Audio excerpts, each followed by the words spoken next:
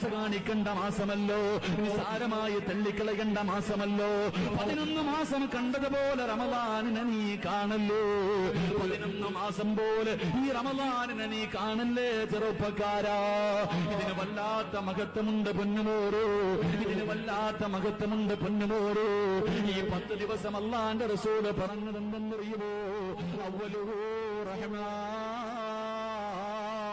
റമദാനിന്റെ ആദ്യത്തെ 10 ദിവസം അല്ലാഹു തന്നതെന്തിനെന്നറിയുമോ?